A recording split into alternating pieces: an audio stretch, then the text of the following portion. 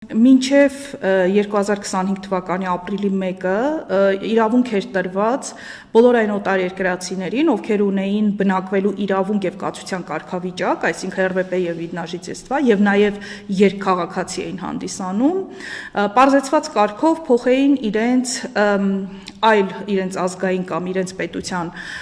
երկքաղաքացիների դեպքում երկրորդ քաղաքացիության պետության վարորդական իրավունքները Ռուսաստանի Դաշնության վարորդական իրավունքներով առանց քննություն հանձնելու։ Ապրիլի 1-ից այլևս այդ կարգը չի գործելու եւ անկախ նրանից ունեն կացության կարգավիճակ, ունեն բնակության իրավունք, հանդիսանում են երկքաղաքացի, իրենք որպեսզի ձեռք բերեն Ռուսաստանի Դաշնության վարորդական իրավունք, պետք է քննություն հանձնեն։ Եվ այլևս որևէ մեկը առանց բացառության իր կարգավիճակի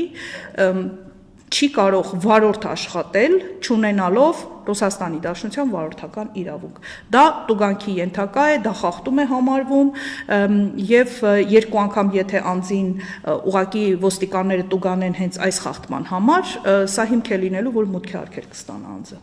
Այսինքն նույնիսկ եթե ԵԱՏՄ երկրի վարորդական իրավունքը ժամկետի մեջ է, պահին Ռուսաստանում է արգելված է, հա։ Ընդհանրապես որևէ պետության, ընդհանրապես Ռուսաստանի Դաշնությունում վարորդ մինչև դա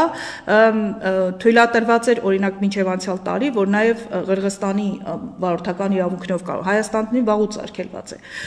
բայց դա էլ են հանել ընդհանրապես որևէ պետության վարորդական իրավունքով վարորդ աշխատել հնարավոր չէ։ Նույնիսկ եթե դու ունես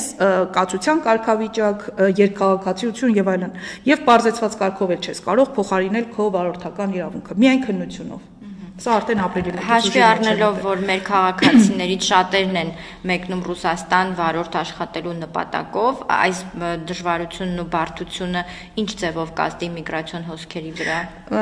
Իմիջիալուց վաղուց մեր վարորդ աշխատող քաղաքացիները իրավունք չունեին Հայաստանի Հանրապետության վարորդական իրավունքներով վարորդ աշխատել, բացառապես կարող էին իրենց անձնական մեքենան վարել, որը հիմա էլ կարող են իրենց անձնական մեքենայով գնալ Ռուսաստանի Դաշնություն, վերադառնալ, եթե մեքենան իրենց անձնական է, իրենց անձնական կարիքների համար է օգտագործում։ Սա վերաբերում է նրանց, ովքեր պետք է աշխատեն վարորդ, ուղևորափոխադրում, բեռնափոխադրում պետք է իրականացնեն։ Այն նրանք Հայաստանի Հանրապետության քաղաքացիները վաղուց այդ իրավունքը չունեն, ճիշտ է իրենք ինչ-ինչ ճանապարհներով դեռևս խուսափում էին ձեռք բերել ռուսական վարորդական իրավունքներ, բայց հաշվի առնելով, որ փետրվարի 5-ից խստացումները մեծ ծավալով ուժի մեջ են մտել, հիմա դա